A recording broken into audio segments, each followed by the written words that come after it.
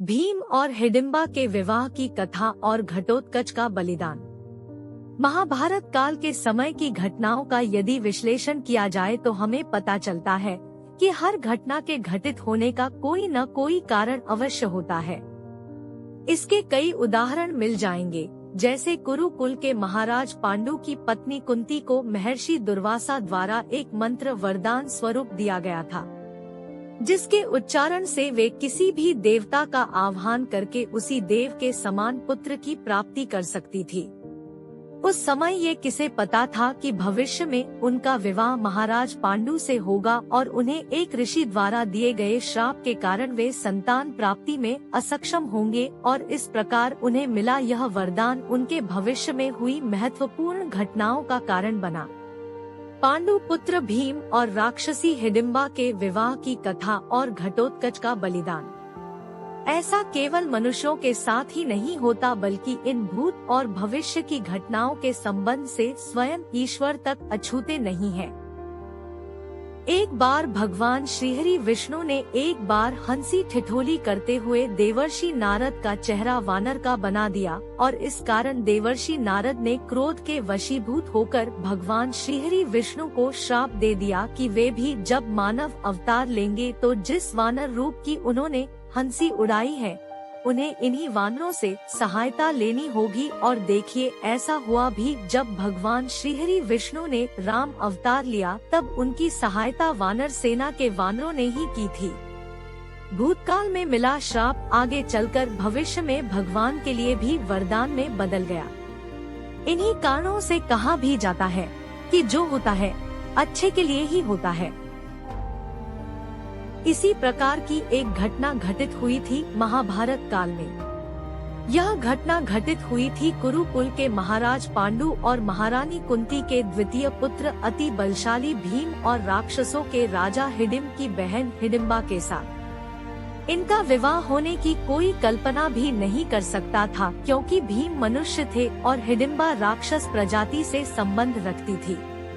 परंतु परिस्थितियां कुछ ऐसी बनी कि इनका विवाह हो गया और केवल यही नहीं, इनका पुत्र जिसका नाम घटोत्कच था, उसके द्वारा महाभारत युद्ध में महत्वपूर्ण भूमिका भी अदा की गई। पांडु पुत्र भीम और राक्षसी हिडिंबा के विवाह की कथा। महाराज धृतराष्ट्र के पुत्र दुर्योधन, शकुनी और अन्य कौरवों ने मिलकर पांडवों की हत्या करने के लिए षड्यंत्र रचा था और इस षड्यंत्र के अंतर्गत उन सभी ने मिलकर लाख और मांस आदि से जो लाक्षागृह बनाया था उसमें कौरवों ने आग लगा दी और इस लाक्षागृह की आग से पांडव जैसे तैसे बचकर निकले थे। यहाँ से बचकर वे गुप्त मार्ग से निकलकर जंगल में प्रवेश कर गए।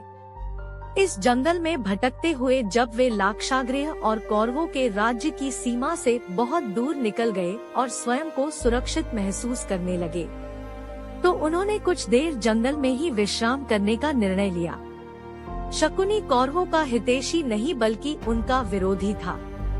मायावी वन में प्रवेश और भीम एवं हिडिंबा का प्रथम मिलन। वन में भटकते भटकते रात हो गई और महारानी कुंती और सभी पांडव रात होने पर जंगल में ही सो गए।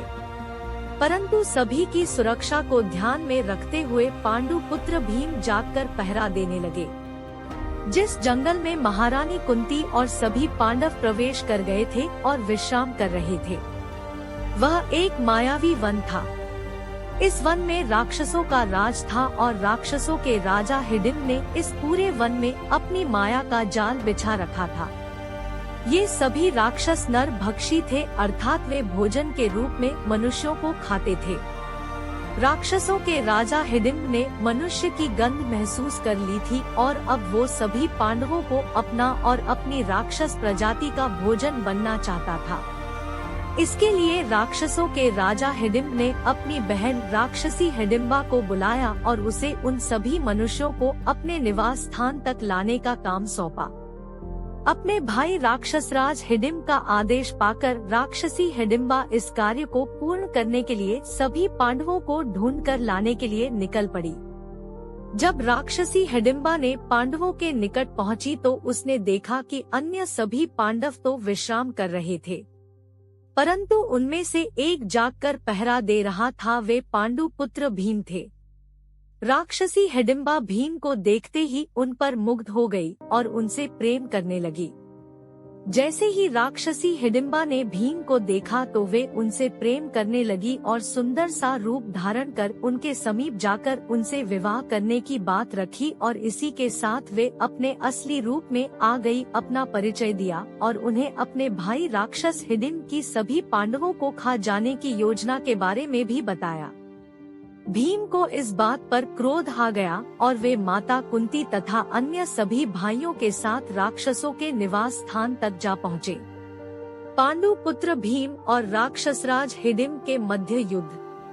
माता कुंती के साथ सभी पांडवों के राक्षसों के निवास स्थान पहुँचने पर हिडिंब बहुत खुश हुआ कि उसकी बहन हिडिंबा भोजन स्वरूप सभी मनुष्यों को लेकर आ गई थी।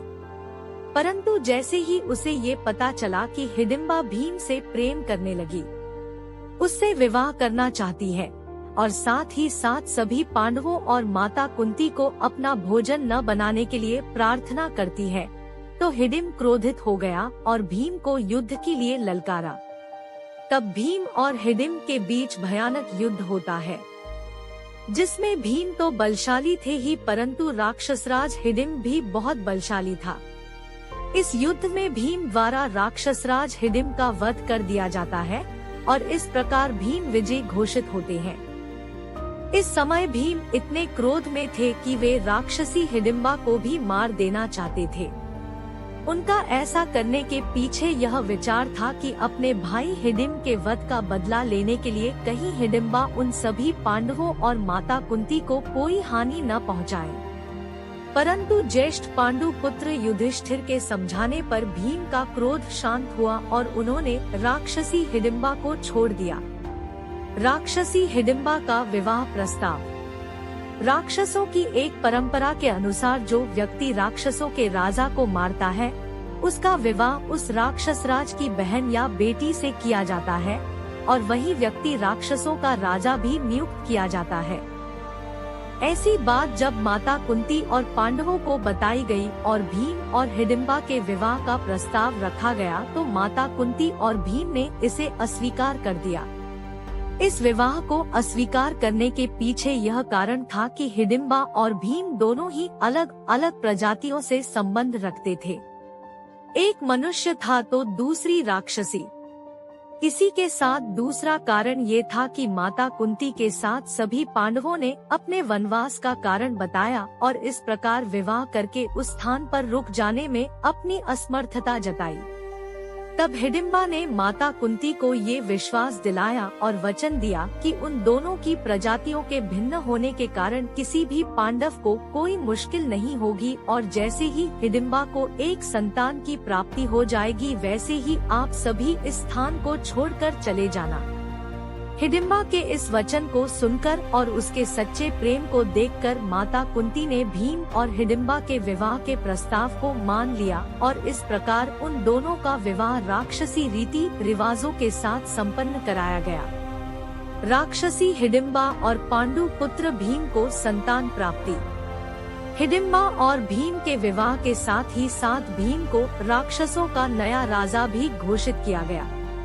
इस प्रकार समय बीतता रहा और एक ही वर्ष में हिडिंबा और भीम के घर पुत्र का जन्म हुआ।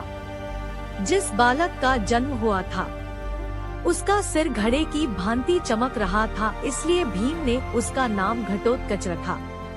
अब समय था जब हिडिंबा को अपने वचन का पालन करना था और भीम सहित सभी पांडवों तथा माता कुंती को उस स्थान को छोड़कर जाने का समय आ गया था।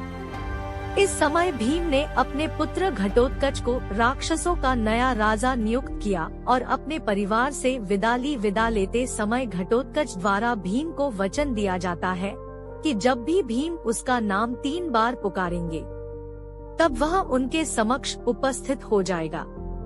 घटोत्कच का बलिदान। महाभारत युद्ध के समय जब भगवान इंद्र छलपूर्वक महारथी कर्ण से उनके कवच और कुंडल का दान प्राप्त करते हैं।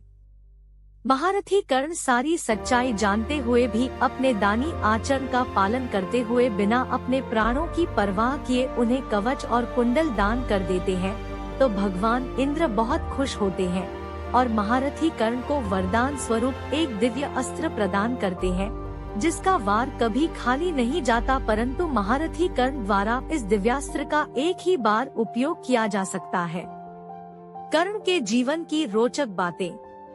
जिस दिन महारथी कर्ण द्वारा पांडु पुत्र अर्जुन को मारने की योजना बनाई जाती है, तो इसका पता भगवान श्री कृष्ण को चल जाता है और वे समझ जाते हैं कि महारथी कर्ण उस दिव्यास्त्र का प्रयोग अर्जुन के प्राण लेने में करेंगे। तब वे इसका उपाय ढूंढते हैं। भगवान श्री कृष्ण भीम को अपने पुत्र घटोत्कच को युद्ध में सहायता करने के लिए बुलाने को कहते हैं और भीम अपनी हारती हुई सेना को बचाने के लिए घटोत्कच का आह्वान करते हैं। भीम द्वारा घटोत्कच का नाम जैसे ही 3 बार पुकारा जाता है, वैसे ही घटोत्कच अपने पिता भीम के सामने प्रकट हो जाता है।